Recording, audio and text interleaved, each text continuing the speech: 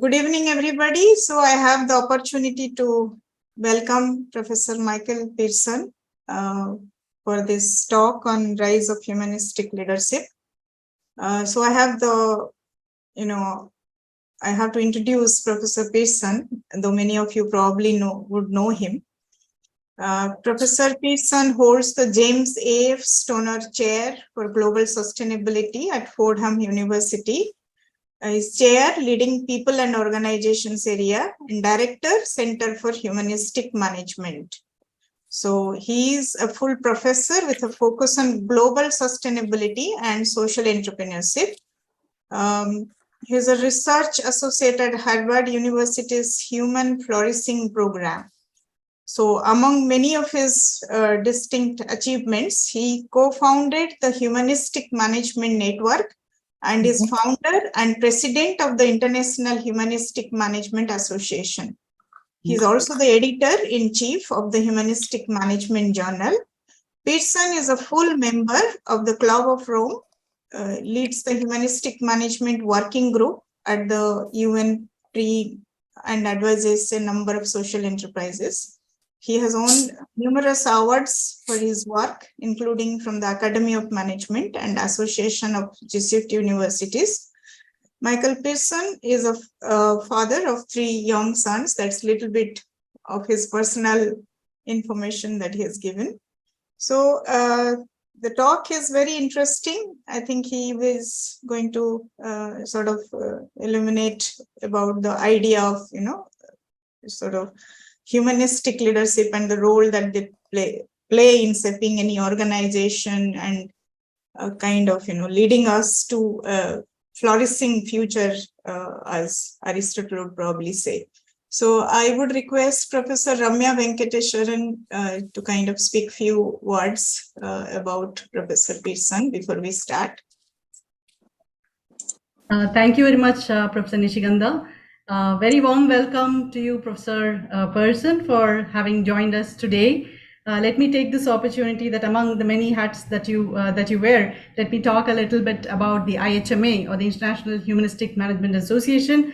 Apart from being a faculty at IIM Calcutta and also a well-wisher of MCHV, I'm also on the India chapter of the International Humanistic Management Association. And on that account, we are very honored to have you as the founder and president of this association to address us today on the humanistic management topics. I'm going to share a link in the chat, which is the website of the Humanistic Management Association organization, and it basically talks about the perspective of humanistic management and how it provides a platform for all interested and passionate to protect the inherent value of life, value of all life, and want to contribute to the well-being of all, and taking management to a much bigger, broader, and better perspective.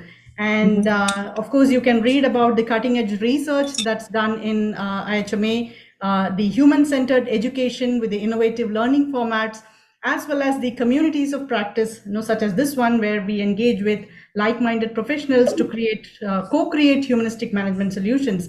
So there's a little quiz there. Just as a human, you can take that quiz, saying that what is humanistic management? What is humanistic management? If you just want to answer that basic question, I'm just going to put that in the chat. And we hope that we are going to have a very, very wonderful introduction by Professor Pirson, and many of us might be interested to join this, what we might call a movement or this association. So thank you so much. And once again, a very warm welcome, and over to you, Professor Pirson. Wonderful. Thank you so much for arranging this conversation and for the work that you are all doing. And I will share my screen in a moment. Hope that will work. Does it work? Do you see it? Yes. But you see it from a different slide, right?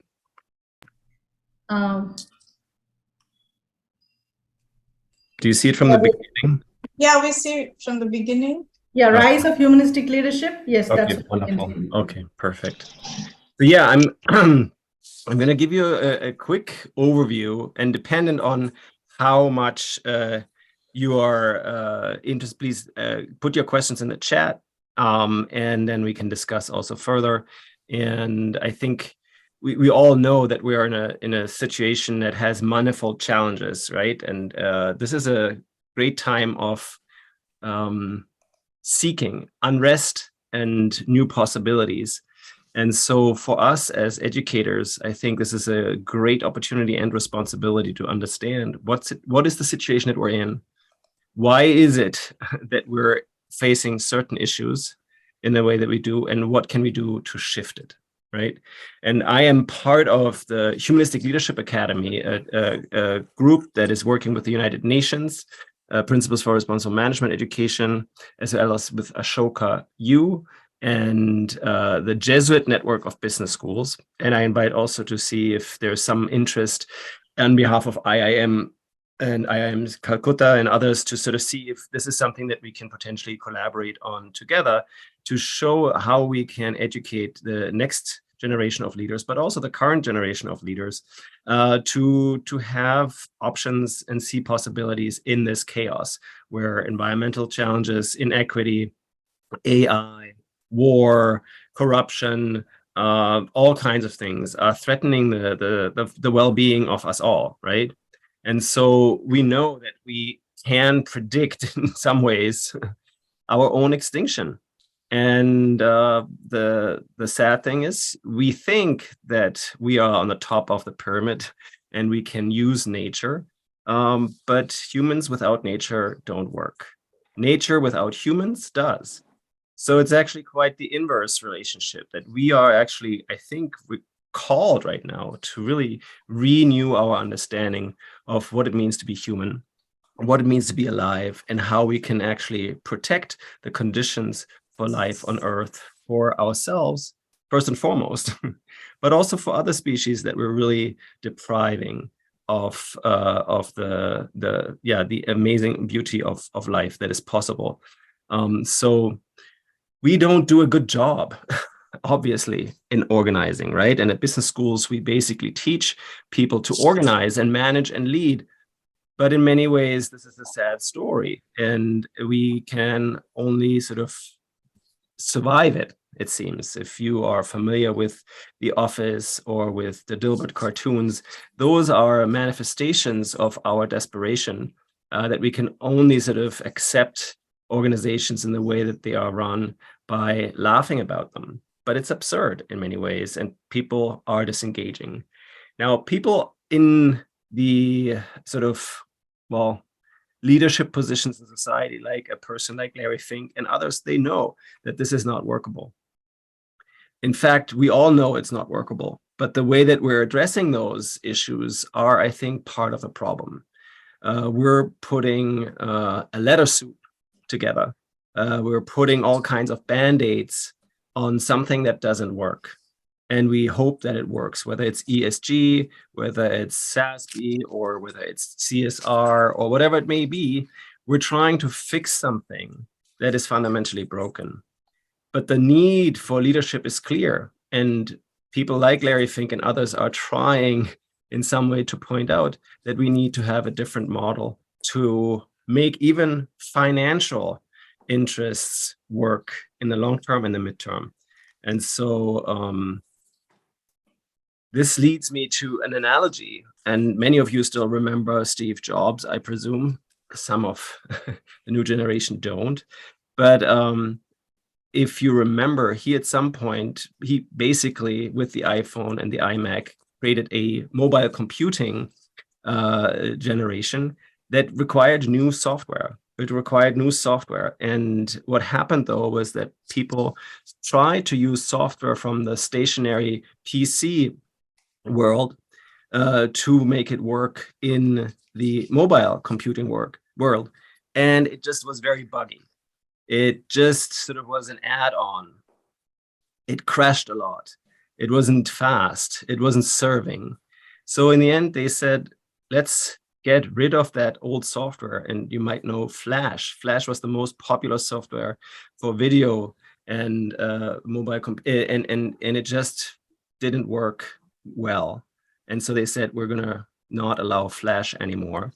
And we're going to create a new system from the start, from the core. So with that analogy, I think what might help is to understand that much like software developers, they work at the kernel and at the operating system and at the application level and at the user interface. And what we're doing right now as business schools, professors, I would say, and business practitioners, we work at the user interface, sometimes at the application level, rarely at the operating system, never at the kernel, never at the kernel. And so here's the proposition of humanistic leadership as something that very clearly goes at redefining the kernel and the operating system so that we can create applications that actually work seamlessly and then a user interface that works smoothly so that much like we are now assuming that we can watch videos on our mobile phones with ease, that we don't even question that that is possible. It wasn't possible before, it was very buggy.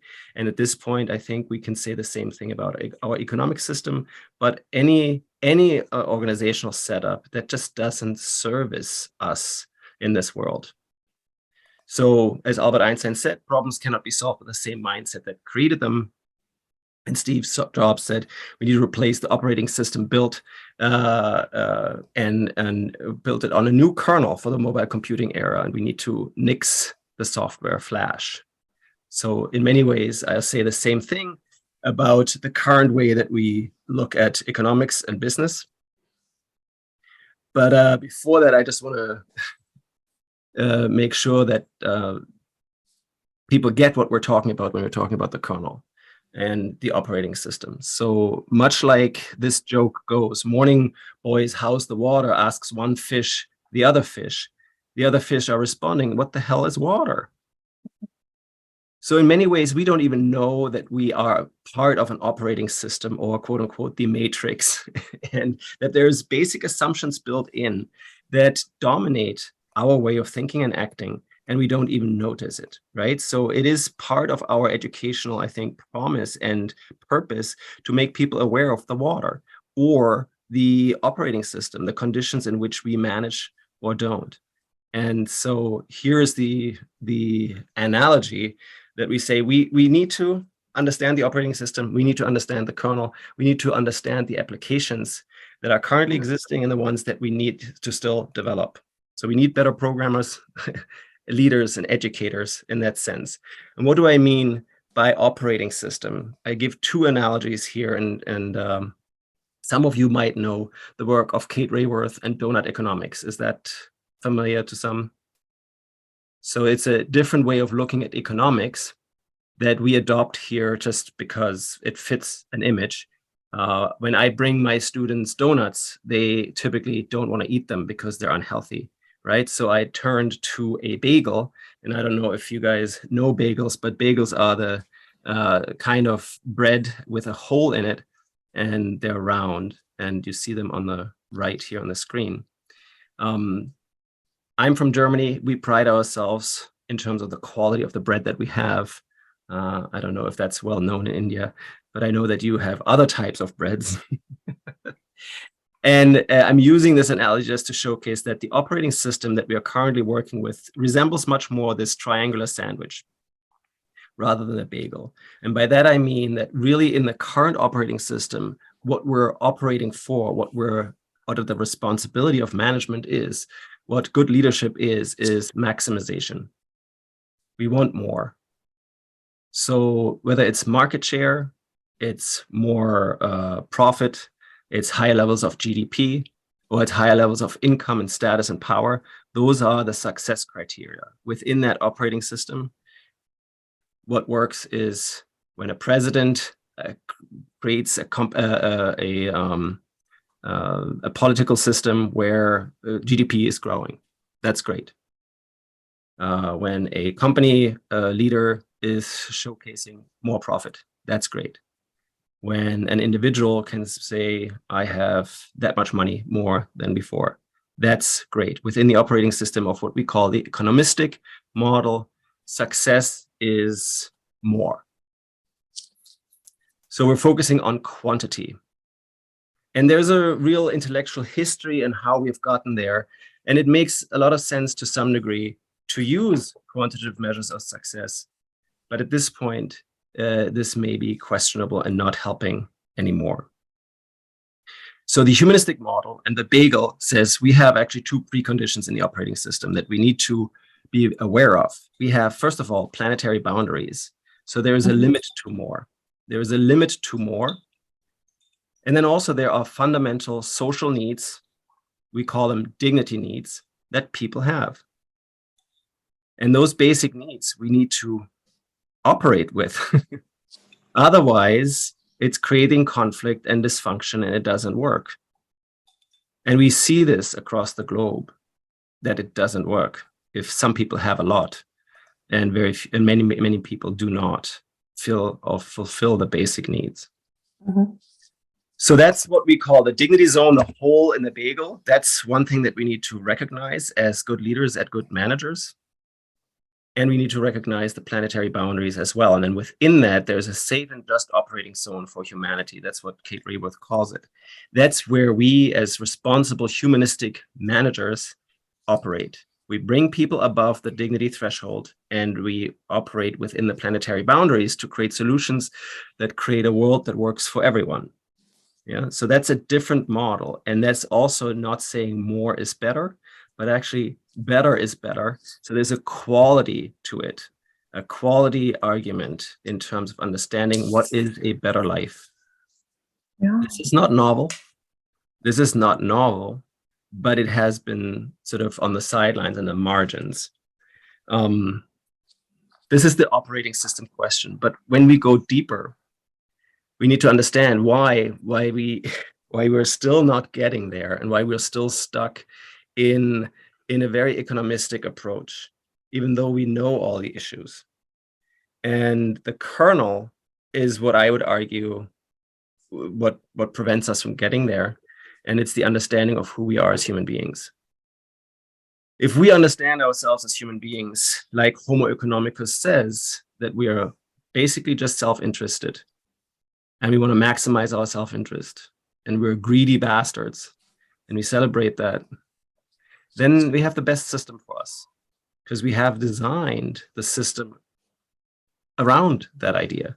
So corporations are interested in themselves and maximizing profit and shareholder value. And apparently then, if every organization does that and every person does that, then we should end up very happy and flourishing, which we don't, right? So there's something off. And luckily we have great insight and science. And if we just turn to some of the actual science, not economics, which is based on assumptions, and those assumptions work in certain contexts, and they were made with the specific conditions of a market exchange. And so they are helpful in that, but they cannot extend beyond much if we want to explain how humans have survived and thrive. So in that context, we're turning to understanding human beings as Homo sapiens, and basically borrow from what E.O. Wilson calls the consilience of knowledge that is mostly informed by biology.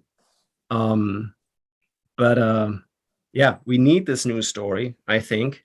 And one of the trendsetters, the big trend, gurus in last century was saying the most exciting breakthroughs of the 21st century will not occur because of technology, but because of an expanding concept of what it means to be human. So John Naisbitt basically says we need to really rethink how we see ourselves, and also probe what are the accuracies that we have in terms of understanding ourselves now. It's the need for a new story. It's a need for a new kernel, which then can allow us to expand how we organize. Now, let me just go very briefly, and I've written about this in many different ways, and I've borrowed from many other people to get this kernel story, to propose a kernel story. And mostly Paul Lawrence has done this work on 4 drives that he drew on from reading Darwin and many evolutionary biology accounts of how we as a species have survived. And the simple story goes is that as Homo habilis and Australopithecus, our species survived because we could acquire the things that we needed and defend them. And so Paul Lawrence calls those the two independent drives, the drive to acquire and the drive to defend. And if you think about it, that makes sense for any species that is surviving. Darwin would make the argument, yes, we have to be able to acquire the things that we need in terms of food, shelter, etc., and also be able to defend them. And that seems very basic. And if you look at it, though, from an economics perspective, the only drive that we're actually working with and acknowledging is the drive to acquire. We do not even acknowledge the drive to defend and the needs for safety and shelter and all of that. And you can see that that is coming up in the conversations about psychological safety, but also normal human safety. And we're missing that, right? But going further, like this species, Homo habilis, did not survive. In fact, the species that emerged from really turmoil at the time, we label now Homo erectus, and there are multiple subspecies of that. But one of the things that evolutionary biologists and anthropologists agree upon is that we survived because we became social. Mm-hmm. So Paul Lawrence calls this, we developed an independent drive to bond. And you can see this in the cranial development in the way that we have basically gotten more brain mass that will allow us to process social interactions, emotions, and ways to become social and tribal. And then we did not survive as Homo erectus either. And so Homo sapiens emerged. And that, according to the evidence, is also partly due to the cranial development of the prefrontal cortex that allowed us to think in the abstract, make sense, and look for symbolic systems. Can you hear me? Still? Okay, because I'm getting... All right. So that's the independent drive to comprehend, Paul Lawrence calls it, the drive to comprehend. Just to give it a little bit more color, from Homo habilis to Homo erectus, when we got out of the forests, we needed to, or those that survived were the ones that could collaborate. Because we were by ourselves very much in danger. And so we could hunt together. And then, of course, those that survived would be the ones that would create nuclear families together. So the nuclear family as an invention would allow survival. Being a couple within a tribe would enhance survival. If you're by yourself as a child, as a baby, you have zero chance of survival. So sociality became the key to survival. With that, it was fire and our ability to harness fire. And with that came the possibility to cook. And so there is a whole interesting account on how fire allowed us to become more social. Of course, we need to keep the flame. We need to have a system in place of division of labor where some people watch the flame and others can sleep and others can go hunt and then others cook and all of that. So you have a benefit of being a tribe where division of labor is possible in terms of survival. But also what happened is that with fire, we outsourced digestion, right? And our closest ancestors, relatives that are alive to date, gorillas and chimpanzees, they spend apparently 10 to 14 hours digesting. And when we want to diet, I guess we all know that we're going to eat raw food, carrots, cucumbers, whatever, all of those things that will allow us to digest longer so we don't eat so much. But clearly, when we were in this times of scarcity, cooking helped us. And we could eat more, we could store more, we could actually reduce our time for digestion. And that's what happened. That's precisely what happened. Our need to have long intestinal tracts decreased. And that energy that we sort of set free from that fire replaced, allowed us to grow our brain, right? So our brain is the one organ that constantly grew. And that is the source, I think, of what many are saying, is that what made us human is that we could become social, but that we could also start thinking in the abstract. And so just to give a quick overview, the emergence of an independent drive to bond is fostered by survival chances that are improved through fire, through the ability to have bigger brain, to creating nuclear families and tribal bonding. So something that we totally ignore in the context of economics and leadership is where we still assume we're individuals.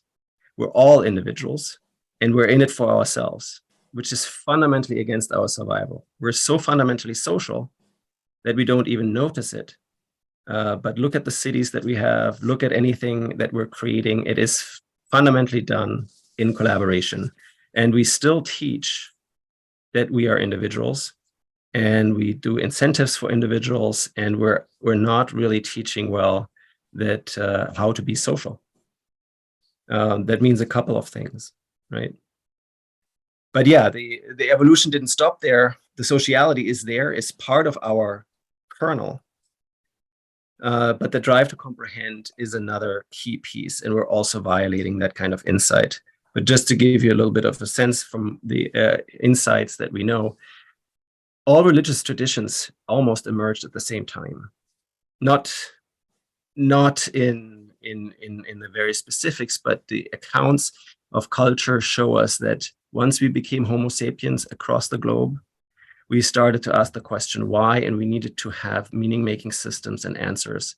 So that's when we all started to have some kind of religious, spiritual conversations that then merged into the various forms and flavors that we see here. But you can also see this still now in our current development, where we tell stories to make sense of the world. We create books, we create movies, and we need to give our... Oh,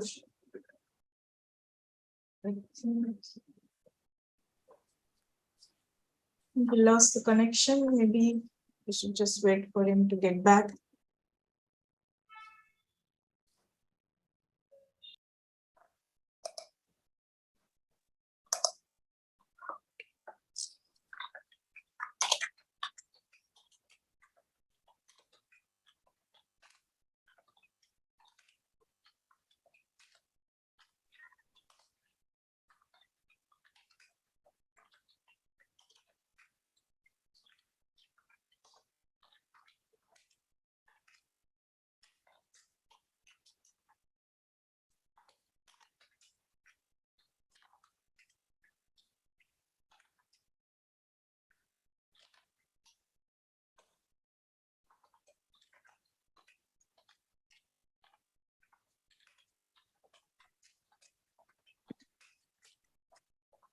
He's back. I'm back here. I apologize. Let me just try to go back.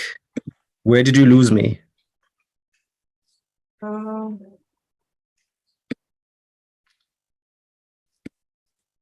It was slide 21. Sure.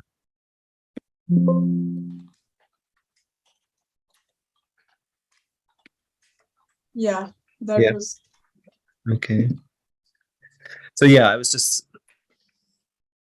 saying that we have come up with all kinds of ways to satisfy our independent drive to comprehend. And Sudoku, if you know that, or any other kind of game like Trivial Pursuit, are possibilities for us to fulfill the drive to comprehend, which has no other benefit than really just like, oh, okay, I can make sense of this. I can answer a trivial question, or I can solve a Sudoku. There is no material benefit for me other than, yes, my brain gives me some dopamine. So Homo sapiens' survival chances were improved by abstract thinking, by storytelling, by creating shared meaning, and answering the question why. And so making is the part of our survival. And the independent drive to comprehend is what Paul Lawrence calls it, is that. And if we are looking at what we're teaching about, is that certainly meaning making now comes up. People talk about purpose now, but they never really did before. And in many ways, purpose is an instrument to making more money, not an independent requirement, right? But here's where the kernel conversation becomes tricky. And I invite you to think about this more deeply, because this is a fundamental challenge, right? Because we're not talking anymore about the maximization of any one of those drives. We're talking about balance. And that's really what leaders and managers are called to do, to balance those 4 drives rather than maximize any one of them. Now, just to showcase what happens when we maximize any one of those, we typically don't survive, right? So here's a person that worked 60 hours to showcase that they are good and fit for investment banking, and then they died. Bernie Madoff, he wanted to maximize, and then ultimately, because of the system, I guess, he was spared the death penalty, but typically our society does not accept that kind of behavior typically. But this is when you maximize the drive to acquire wealth and power. When you maximize the drive to bond, which we also tend to do in the past history, or in different ways, like gangs certainly put the bonding above everything else. The mafia does too.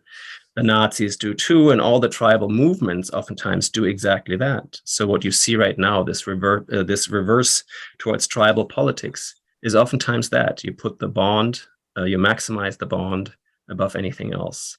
And then what happens, of course, is war, conflict, and death. It's very predictable, but this is when it happens, when you maximize it. Same thing with the when maximizing the drive to comprehend. Ideology, communism, capitalism, whatever religion you want to maximize, the jihadis of current times, the crusaders of prior times. When you maximize the ideological alignment, then you also create conflict. And that's what it is, a jihad, people are actually willing to die. So it's not fit for survival, right? And we still do it, but it doesn't help if we care about surviving. Similarly, with the drive to defend, I'm currently in Europe. I'm driving through very beautiful landscapes, and you see ruins of castles that look nice and cute. But that was a society that maximized the drive to defend. Everybody had their castle. And you can see this now. Everybody has their gun, potentially trying to defend themselves. But typically what happens when you create that, then you have conflict, and conflict is deadly. And so that doesn't really help either if you maximize security or insecurity. So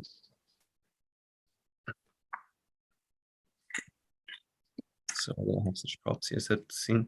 Now, these insights from evolutionary biology, the way that Paul Lawrence is presenting it, they are actually very much in alignment with ancient traditional insight about human nature as well.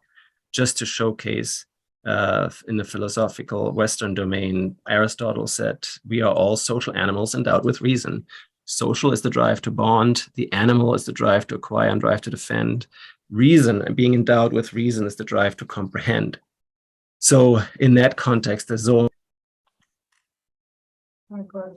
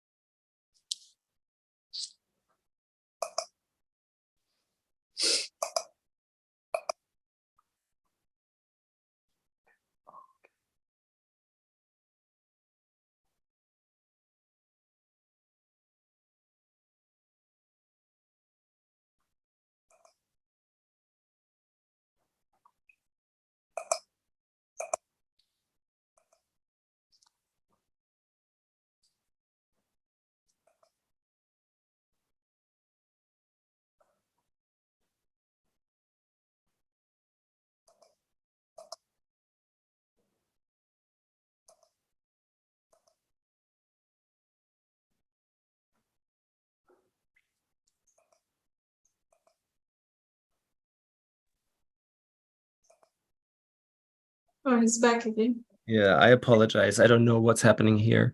But I will stop with the slides for a moment, because what I think may be more important is that I sort of give you the perspective on, if we use this different understanding of human beings, it's actually very much aligned with the actual insights about human beings across the sciences. So it's better science. then we can see how we lead differently. If we are balancing our own 4 drives and then aim to balance the drives of others, then what we do is we honor the dignity or the humanity, the humaneness, the fundamental survival needs, but also the thriving potential of all human beings, right? Mm-hmm. And with that, we get a different conversation going. And we have different types of organizations. We create organizations that do not just fulfill one drive. We get organizations that we've always had, maybe amplified in a way where we're saying they need to be both. They need to be a vehicle for problem solving and acquisition. They need to have a purpose. It's like so fundamental that we oftentimes overlook it. And they need to be communities too. They are participants in something that we call the marketplace, but they're fundamental human communities. And if we can honor that, then I think we create a space of safety for people to be in it. And we create a space of legitimacy where people can say, we want these organizations around. We want these organizations in our communities because they make life better. And at this point, you see that many organizations do not have that legitimacy. Many corporations specifically do not.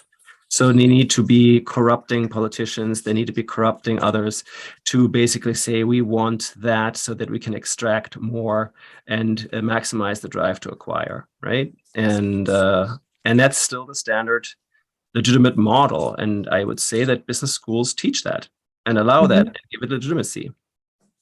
So that's, I think, the possibility for humanistic leadership, that when we say we actually have a different kernel, a different understanding, then we have a different operating system, the one that I mentioned in terms of the bagel, where we assume certain constraints, but then within those constraints, we can actually be very creative and innovative and support everybody thriving. We also know when we do that, we're happier.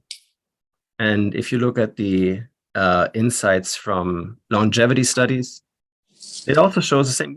Nature actually rewards those people with a long life if they balance the 4 drives. And they're happier, they're better people, they're contributing better, they're actually living longer because the cells and the intelligence around them sort of responds to that in a positive way. Whereas those that acquire, or bond, they're rewarded in a way that they die earlier. Yeah, so there is some higher level intelligence, I think, that we can connect to, and that may be spiritual, but that may also just be rooted in science. And I think as educators, we have this opportunity, this beautiful opportunity to share these insights with our students and then explore how can we create solutions to problems that we currently don't have, and how can we do this effectively. So with that, I pause, and I just want to mention, this is not a pipe dream, right? This is actually happening in many organizations. This is maybe not spoken out. And it's certainly, in most business schools, it's not taught. Because we tend to think about US-type corporations, where we have case studies, where we have, I don't know, information from the public markets.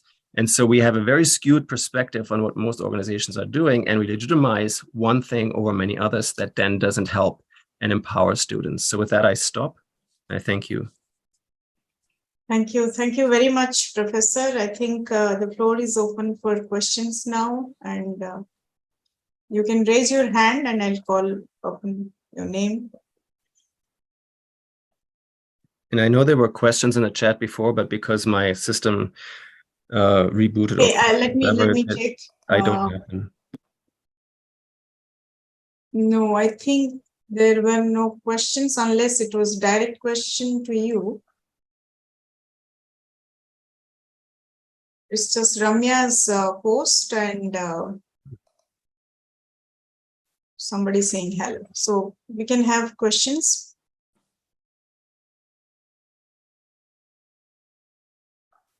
Okay, so maybe to kickstart, Rachna, are you going to ask? Yes, okay, good.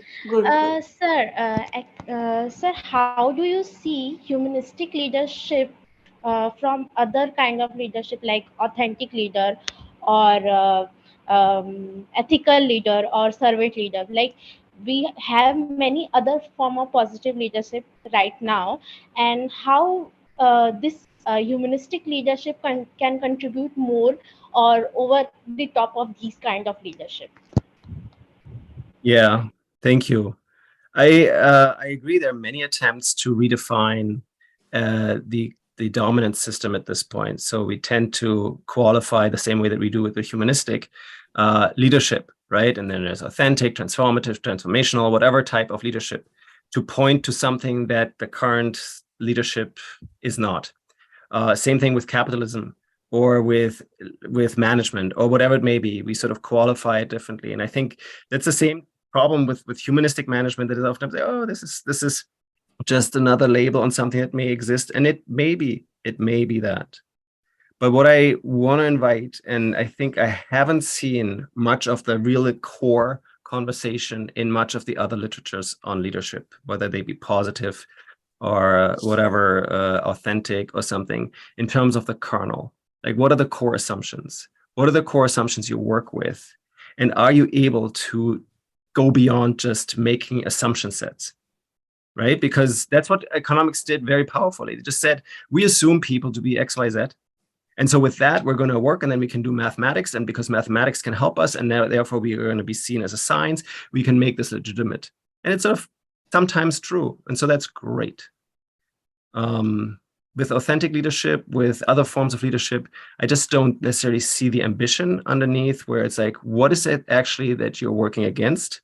And what is it that you're working towards? Now, transformational, transactional leadership, you have very clear ideas, what is what. And I think that's clearly part of, or very congruent with, a humanistic leadership approach, if you talk about authentic, positive, or transformational, right? So it's not an opposition, but I do think what we can offer is a deeper grounding. Yeah, Thank you, thank you. Professor. Next.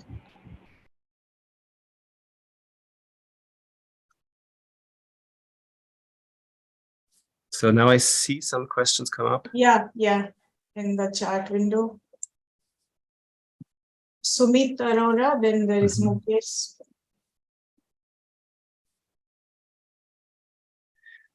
So Sumit, you're talking about the Business Roundtable statement. Yes, and I think it's a reaction to this economistic problem, that people know that they're stuck, and that even in terms of financial performance, the economistic model doesn't work well anymore. And if it's a normative school, we have a normative school now. The normative school is become a psychopath, and develop yourself to be a psychopath. And if you're not psychopathic, then you're stupid. That's a norm. That's a very strong norm. And I think that anybody who has gone into business or into consulting or even through business school, we have the evidence that that's what's happened. Education is very powerful. Culture is very powerful. And what we create is people that are suffering because they're not psychopathic. If they were thriving, then we would have a perfect system, perfect model, right? But the evidence is the contrary. And so some of us are psychopaths, some of us are thriving, quote unquote, but even that is questionable, right? And so in that context, I think the normative humanistic management is as normative as the current economistic school. It just states it more clearly. And then how do organizations make use of humanistic management practice? So the slide that we have, it showcases organizations everywhere across the globe. You'll find them in India, you'll find them in China, you'll find them in Africa. The basic way that we organize, it's so intuitive, is humanistic, right? Otherwise, you can't start a business. You can't start a business without a higher purpose, or try it. Right. Even with the normal banks, when I ask them, like, how do you give out credit to entrepreneurs? They tell me, well, we need to see whether they're in it for something bigger than just making money. Because we know that if somebody is in it for just making money, they're high credit risk. They may be the best bank robber, but they're not good entrepreneurs. So what they need to do is they need to have a higher purpose that serves humanity in some way, in a small or bigger way. But there also needs to be a way that people want to work with this entrepreneur. That's a drive to bond, right? And that they create conditions under which people can thrive. That's just better. It's just better business. The same way that Larry Fink says, CEOs, you want to look at your management style. You want to create a purpose. You want to have a social purpose. You want to build trust. Otherwise, you're not legitimate. And you want to solve the problems of climate change. You want to solve that. Otherwise, you're not future-proof and you're not creating safety for humanity, right? So that is something that we tend to do. We just don't label it. And we try, that's the problem I think that we have. We try to fit it into a system and language and mindset that just doesn't serve us. We still have to make the business case to build trust. We have to make the business case to create meaning. We have the business case for psychological safety. Everything is subsumed under the instrumentality for profit, right? That's the ultimate goal that we're serving. Whereas if we shifted that and we said, hey, the ultimate goal is well-being. So how can we create well-being? Then you create a different conversation. You create different solutions. And I think that's what's not happening right now in some organizations, right? They're trying to fit themselves into the mode of a corporation. And they're trying to fit themselves into the language of Wall Street. They're trying to become legitimate still in the context of how do we become the best, the biggest, the largest, the most dominant. And you see this at the political stage too. India is celebrating itself to be the biggest and coming back, and China is doing that, and everybody's sort of like, oh, playing the game of size, of power, of quantity, and yeah, that's fine. And at the same time, are we actually organizing and leading for what really matters, for the well-being of the people? So that's some thoughts on that. There's a question by Payal, and just checking the other questions here. Yeah, hi, Michael. How are you? So interestingly, today a report came out about the EQ status of India, emotional quotient, and it turns out that entrepreneurs are said to have one of the highest levels of EQ, more than a C-suite leader. So that was interesting. But the question I wanted to ask you is, you might have seen I'm doing some research on honing emotions in the classroom, arguing, we've done a book on this, we're doing a symposium in Boston, arguing that, faculty should teach things like mindfulness and meditation and the right brain activities, because we're also left brain inclined analysis and, data analytics, we're going much more left brain. And right brain is, more or less connected to empathy and creative thinking and all that, which is fine. You're also saying we need to completely change our way of the content even, and the way of teaching in B schools, but easier said than done, right? I mean, how do you change B school teaching all over the world? It's so difficult.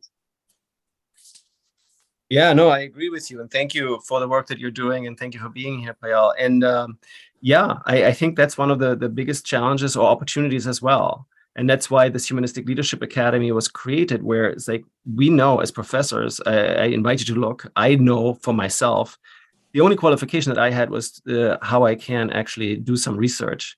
And I wasn't even taught to teach. And the way that I show up in the classroom is how I model myself after maybe some role models I met or something like that.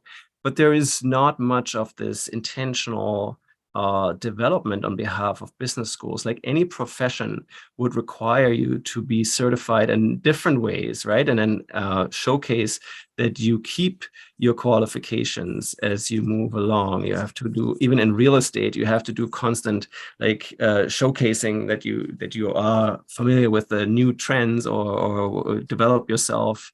In many other professions, that's a standard, not in ours.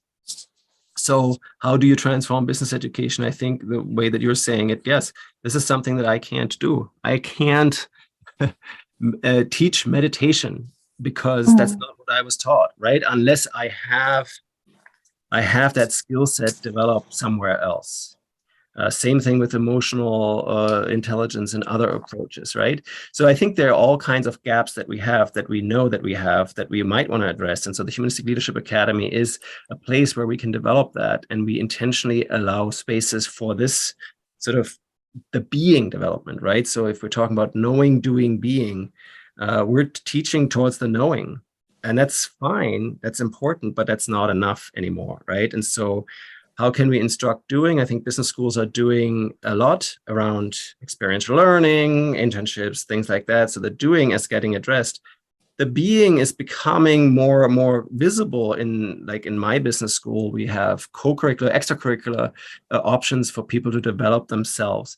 But that's really like a sprinkle on the cake. It's not really core.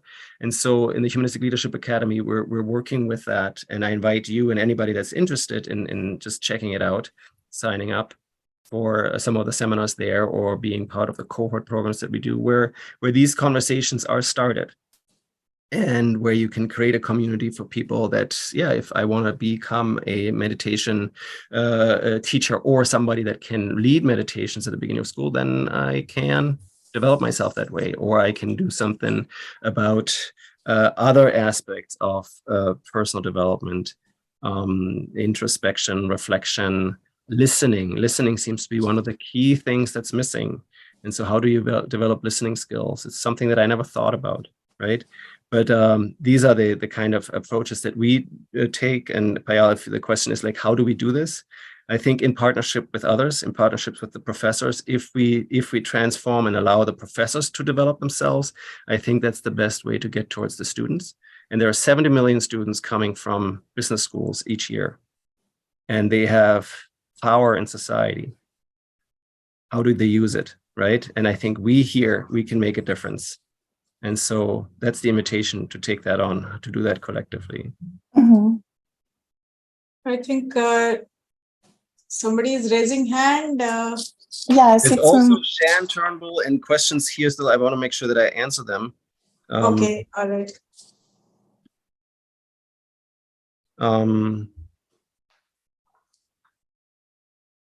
Mukesh, what kind of changes in the operating system do you propose, which will not be simply modification? Well, that's what I'm saying. The operating system needs to be built on a new kernel, right? That's the fundamental difference. And describe humanistic leadership as extensive pluralistic approach involving many different people for different decisions. So yeah, the work that Shan Turnbull is doing and that others have done, and the work that Eleanor Ostrom has been doing, very much fits with this idea of humanistic management and also humanistic governance, where it's not considered to be the only option to have central command control hierarchies. That's an option that works sometimes, right? But there are multiple different ways of organizing and of governing organizations. And Shan Turnbull is one of the leading thinkers. And so thank you for being here. And I just point to the work that he has been doing, because it's incredibly insightful and challenging. And there are many organizations, even though they're mostly overlooked, that practice something that is coming from native or indigenous insights. So it's not novel, but we need to celebrate it and understand it better, why it works and how it works. Mm-hmm. And then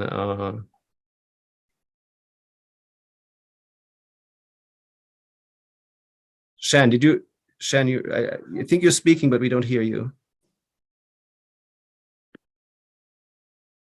No, it's not audible yet. Maybe you can type the question in that case. Shan, we don't hear you. And I think, Radmila, you had a question, right? Yes, I did. Firstly, thank you so very much for today's talk. It's great to hear you speak, and even better to hear you live. So thank you for the Prime Global Forum that we had recently in New York. So my question is about the massive online courses, and as a matter of fact, the MIT initiative and the training I followed, led by Professor Otto Scharmer. Mm-hmm. And the purpose of my question really is the accessibility to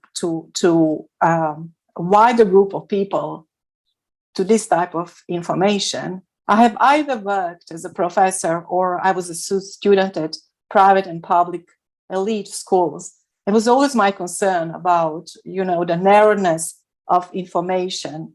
And when I discovered it was my curiosity that had brought me through Professor Sandra Werok to Professor Otto Scharmer, and I really applauded the initiative, the massive online courses. And as a matter of fact, there were 2 Indian professionals working in the government in my cohort who have told me that leading from the emerging future was a mandatory course within the government of India. So I want to hear your opinion about how can we make it more accessible and get as many people on board. And what do you think about the particular massive online courses and the initiative that Otto Scharmer has launched? Yeah, no, I think Otto is an ally, a good friend, and works with us in different capacities. And I think he has a specific way of delivering that successfully with the online or massive online format. Right. Even though he will say, yes, it's not enough. So the question is always something in terms of scale. How do we scale up, right? Mm-hmm. And so what we're currently doing is the focus on professor and professor development. That's what the Humanistic Leadership Academy is seeing as a lever for scale. It may turn out that MOOC is a good way, but what we also see is that a MOOC, what it allows to do typically is the knowing distribution. It doesn't really help so much with the being development. Now, that doesn't mean that it can't be done. And the question is how it would be done. So if there are people that have ideas that work well, that can be scaled, I know that there are other providers that do this very successfully. So there are gaps clearly, and there are people that can fill those. So Tony Robbins, for example, or there's leadership development that's called Landmark, or other forms of leadership development. They exist. They must exist because the need is big, right? And and so the question is, why are they doing that? Why do they exist so successfully? People are willing to pay money, big money, but universities are not providing any of that. And many corporations and many institutions, maybe the government of India and others, turn to providers that are non-traditional because the universities don't provide it. The business schools don't provide it. And the business schools exist. They are a fundamental way of scaling. If the business schools adopted it, I think you have scale. Perhaps this is a good moment to inform you that I have connected the prime speaker from the University of Rotterdam to the former Prime Minister of the Netherlands. And the Radmila, intention. Why don't we do this offline? Why don't we do this offline, right? So I just want to make sure that other questions can be addressed if we have them, right? But my apology. I just wanted to tell you because it's in regards of scaling up. Yes. Yeah, perfect. So please put it in the chat or something, but I just want to make sure that we capture. Thank you very much. Yeah, thank you. Yeah, any more questions? Yeah, Ramya. Yeah, you mentioned something about creating space for indigenous thought to develop. Could you elaborate a little bit more about that? Well, I think that's the opportunity that we have as business school professors, right? Is like we can create those spaces that wisdom exists. It's just so amazing that most of the solutions that we need for this time, they exist. They existed in our past and they can be updated. And so indigenous wisdom provides a lot. Like philosophy of the past is a form of indigenous wisdom, does also provide a lot. So many of the things are not novel. And we need to maybe revisit them and put them into new language or language that exists that is acceptable right now. And the question is, where can you do this at scale? Again, business schools have a big audience. A third of all students go through business schools globally, right? And so that is a huge opportunity. And we as business professors, we can create those spaces with the research that we're doing, but also with the students that we're teaching. Yes. Yeah, I agree. And I think it's more about, making our students aware about things that is existing, or what you can say the critical perspective. And when you are talking, I was just thinking through what McIntyre is saying about, the structural problems of capitalism. And then you were talking about knowing, doing, being. And I was thinking, like, how can being be just made in the management school? Being is like, something you have to make it over the period of a lifetime. And that cannot be just made in the management school. So there is the structural problem which is influencing the being. And therefore, we are all motivated to that accusation, or which is, in McIntyre's word, it will be perversity, hyper efficiency, or perversity or jeopardy, which is like, so to be more efficient, you are actually doing away with, so the system itself. Like if you go so much of mechanism, you do like cooking mechanically, then people stop developing the skills of cooking or being the best. So that is the hyper efficiency that he is talking about. I think from inside also there were critics. Of course, McIntyre is somebody who's a complete critic of the structural structure of capitalism. There are also like people like Sumantra Ghoshal who talked about the bad management theories, which is destroying. But that hasn't changed the scenario. Like where, sadly so, like people still focus on those theories, which is for efficiency enhancement and profit maximization and all that. And at the same time, we are kind of messing up with the entire spaces. That's the thing. And it's like oftentimes criticism just reinforces the existing dominance, right? If you don't, and that's part of the issue, right? Is like people, even some of the high-level scholars, when you ask them what else, they are refraining from it, right? There is no daring for speculation. There is, and so this is what we're providing, I think. And this sounds super bold, and it is probably very bold. But we're trying to do it humbly in a way like this is a possibility for an alternative, right? You can't replace something with nothing. And I think that's where most people stand in the academic endeavor. They criticize it, but then there is nothing else that can replace it. So the existing becomes even stronger and more dominant. And so here is what we're saying, and that's maybe the difference to, let's say, another application level, surface level change of authentic leadership or positive leadership or whatever it may be. It's like, no, we need to go to the kernel. We need to rethink the basic foundation and structure, and then we can build from there. It will not be perfect, but as long as it's better, than what we have, I think we can operate and try to address these issues more effectively. Thank you very much. I hope there are no more questions. Are there any? I had a follow-on question. So from whatever you mentioned about theorizing, what does it mean to be a humanistic researcher? Because our assumptions of a researcher are also pretty much model like a rational actor. So what does it mean for management research? Good question. And I don't think I have one answer, but I think what it can be is that we're drawing on more foundational frameworks and theories than we currently have, right? The currently dominant theorizing body is principal agent theory, is all economics. It's all transaction cost.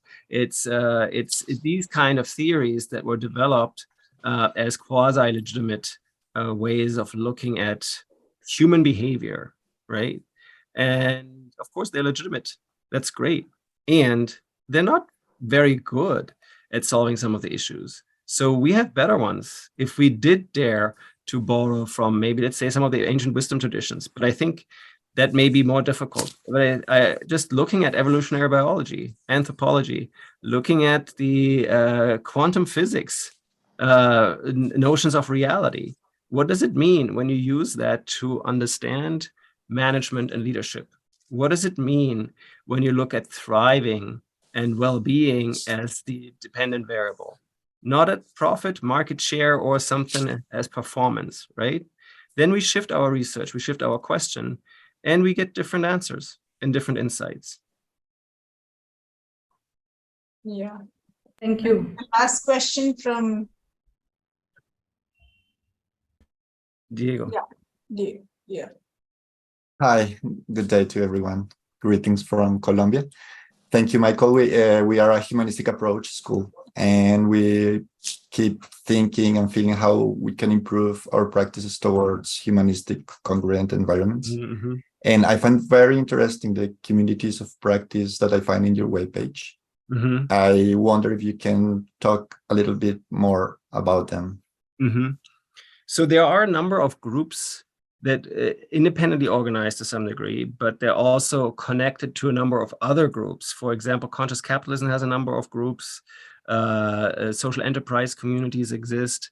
There are B Corps and B Academia, right? You know them probably. And then what we do is we host a number of companies every now and then, sometimes at Harvard University, that's our partner in that, but then also in other places. And so they focus on very specific issues that they want to develop themselves and their leadership in. And it's not unlike the Humanistic Leadership Academy, which is focused on professors, but it is ultimately getting towards the being development of the leaders in the companies that they work in, right? And yeah, if you're interested in knowing more, please feel free to reach out to me directly. I'll put my email, anybody, put my email. Thank you.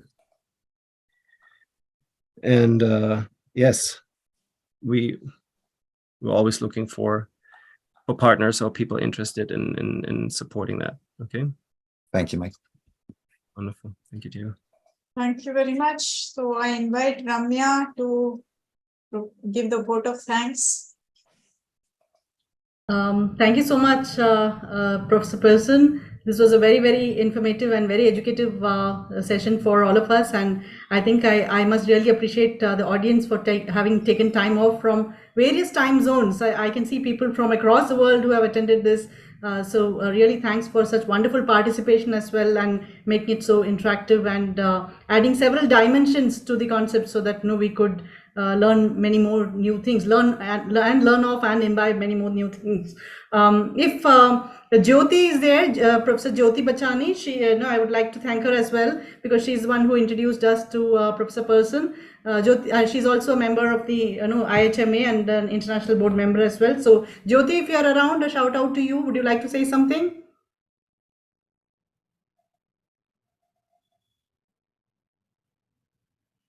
Thank you, Ramya. Thank you, everybody, for the session. Thank you, Jyoti. Okay, so that's it from I'm Calcutta, MCHV and IHMA India chapter. And thank you so much, Professor Pirson, and thank you so much, everyone. Thank you. Wonderful. You. Have a great Thank rest you. of the day. Bye-bye. So I'm ending the session.